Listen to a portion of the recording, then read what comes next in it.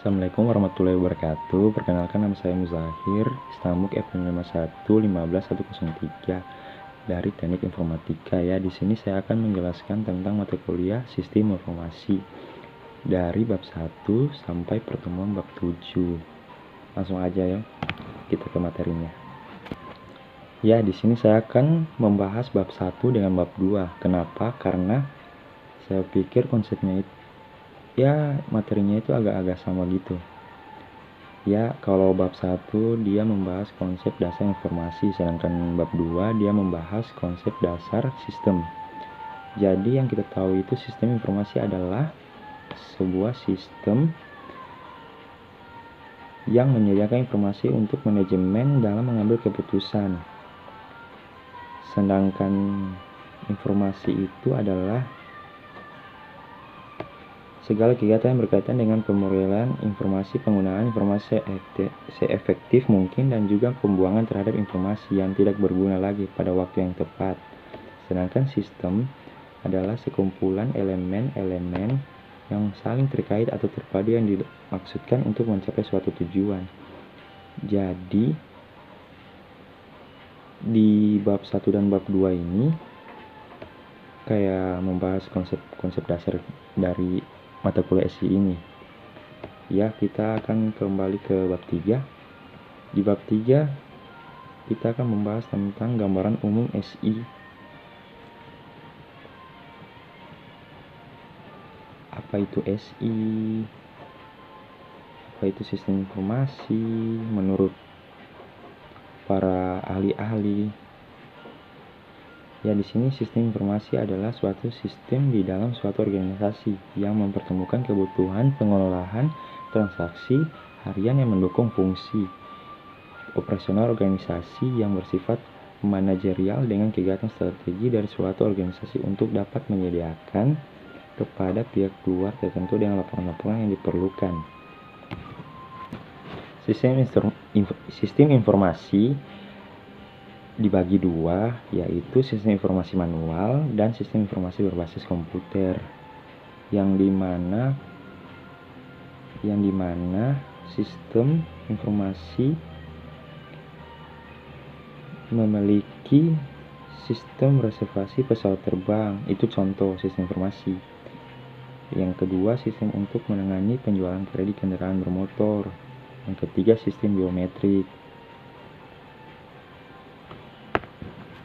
Sedangkan peranan sistem informasi itu adalah teknologi informasi menggantikan peran manusia, seperti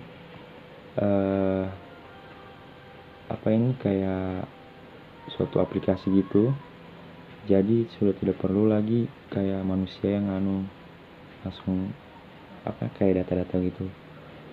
Ya, di sini teknologi informasi melakukan otomatis terhadap suatu tugas atau proses yang telah kita masukkan ke dalam informasi tersebut.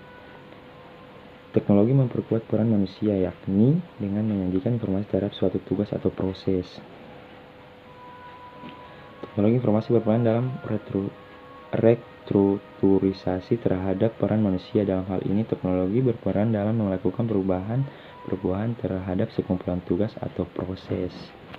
Ya, kita akan masuk di bab 4, yaitu tentang komponen sistem informasi, yang dimana komponen sistem informasi itu ada perangkat keras, perangkat lunak, prosedur, basis data, jaringan komunikasi, dan kita sendiri orang. Adapun arsitektur teknologi informasi dibagi 3, yaitu yang pertama tersentralisasi, yang kedua desentralisasi, yang ketiga client server. Ya, intinya di bab 4 ini hanya membahas tentang komponen-komponen sistem informasi yang seperti saya bilang tadi itu. Ya, kita akan lanjut ke bab 5, yaitu tentang jenis ragam sistem informasi. Sistem ragam informasi itu seperti sistem informasi akuntansi, sistem informasi keuangan, lalu sistem informasi manufaktur, lalu berbagai dia masuk di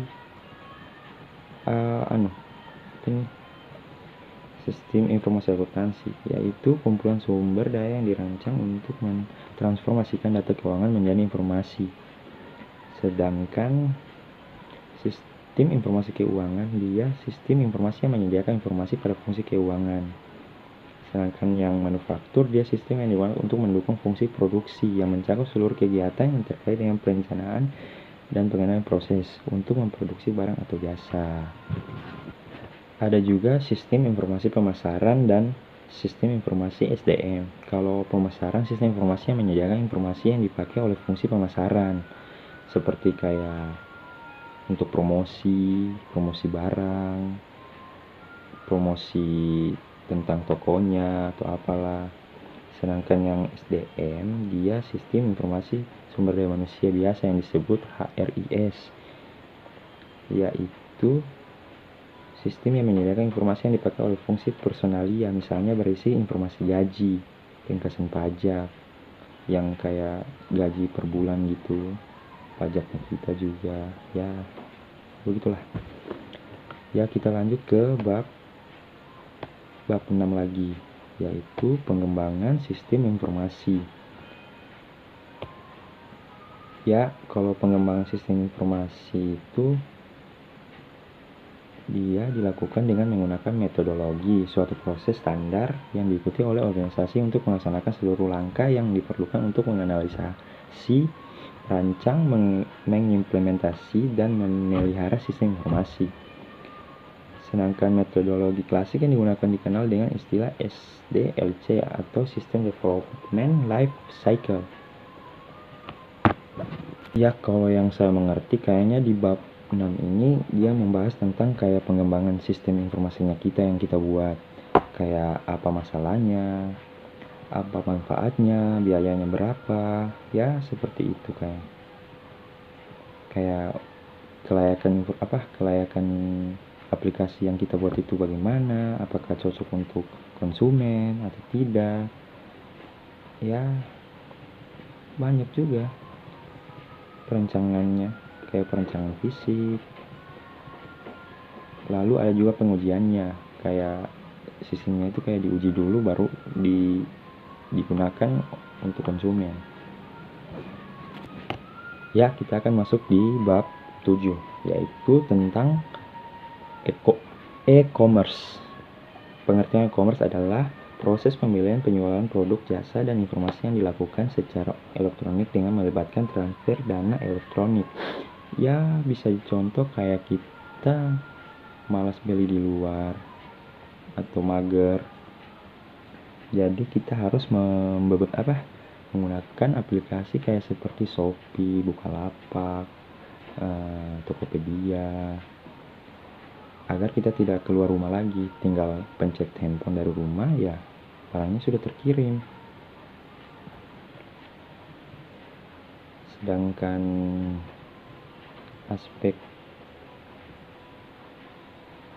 teknisnya dia adalah aspek reliabilitas teknologi elektronik sebagai inti serta piranti pendukungnya dalam menghubungkan sebagai media niaga. Ya, di sini kayak situs web merupakan sebuah sistem komputer yang bertindak sebagai server. Sedangkan yang kedua, jaringan komunikasi data. Yang ketiga, protokol komunikasi data. Yang keempat, antarmuka pemakai atau interface.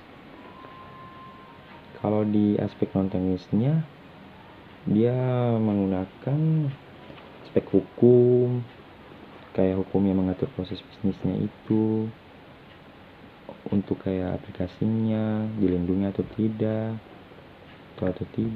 Sedangkan yang kedua, aspek etika elektronik, kayak kode etik yang ditaati oleh perusahaan dalam kaitan yang berhubungan antar perusahaan elektronik ataupun antara perusahaan dengan pelanggan.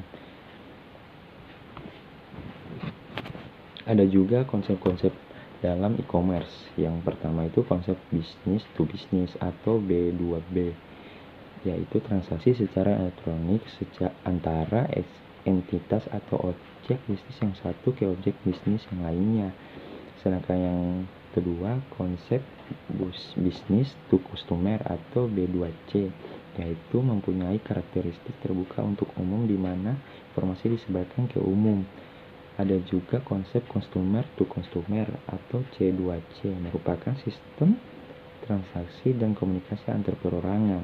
Saya kira sampai di sini saja pembahasan tentang materi sistem informasi yang saya ketahui.